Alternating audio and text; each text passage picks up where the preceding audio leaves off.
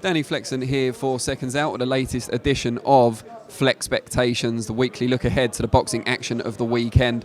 We're here today in Browns in Covent Garden at the Courthouse, and we've just witnessed the final press conference for the big Channel 5 Hennessy Sports Show on Saturday night. That will form part of this preview, obviously.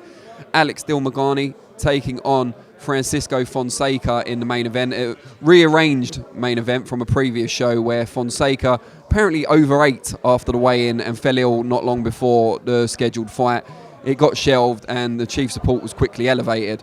We don't expect such alarm bells to be ringing just before the main event this time round, but we do expect a really strong main event. Fonseca's only lost to world champions in Tank Davis and Tevin Farmer, and he'll come to bring aggression and real power. He seemed pretty feisty up on the stage earlier, and I think he'll come to bring it to Dilmaghani. But Dilmaghani is a fluid, clinical operator. This may be his biggest test so far as a pro, but it's a great scalp to get as well. We interviewed him just now. He seems very calm, very composed and confident. Anything else beginning with C probably too.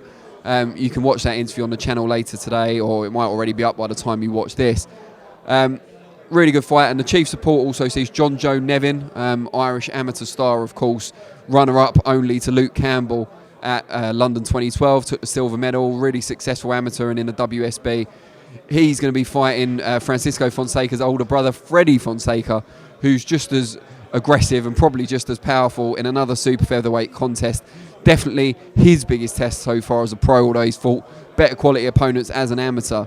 So we wait to see if John Joe Nevin's angles and skill can overcome the more physical threat of Fonseca. Not only that on Saturday night, and that's on terrestrial TV, but there's another show, at least, that has the main event on terrestrial TV. So annoying, you wait ages for boxing on terrestrial TV, and like buses too, come along at once.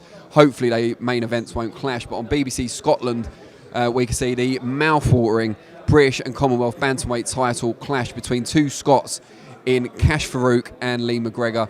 Can't wait for this one. I think the undercard, the undercard for the Channel 5 show will probably be on 5 Spike. The undercard for the McGregor Farooq show will be on IFL. No problem. Giving a bit of a boost to a rival if it's a card and a fight of this magnitude. MTK made a huge statement by claiming the rights for this show, and we really can't wait. It's such a good fight. You've got Farooq, who's burst into being one of the best contenders / prospects and now champions in the country. A lot of his earlier fights he'd won on points. He's kind of impressed people with his skills and his talent and his slickness, but now he's really getting opponents out of there, and good class opponents as well. Jamie Wilson, when he won the British title, dominated Ian Butcher to win on points, and just had some really, really strong wins. Kyle Williams as well, who he got out of there, devastating performance. And then you've got Lee McGregor, who's had some hard fights early in his career, including against Thomas Asomba, raised through the McGuigan system, now up in Sheffield with Grant Smith, who's of course got Charlie and Sonny Edwards. So he's had top quality training and sparring all the way through his career. Been in some real kind of nail-biters as well already. He's a rough physical threat, but also has underrated skill. McGregor himself was a good amateur. Whereas Farouk's a bit more of a boxer, but they can both do a bit of what the other can do. You know, Farouk's a bit of a puncher as well as being a slick boxer, whereas McGregor is known more as a brawler, but he can definitely box too, and it all adds up to a spicy, all-Scottish affair, fighting for pride, fighting for the famous Lonsdale belt as well as the Commonwealth title. Can't wait for it. I'm not about to pick a winner, but I urge you all to watch it, especially if it doesn't clash with the Dilmaghani-Fonseca fight, because that's a good one to watch too.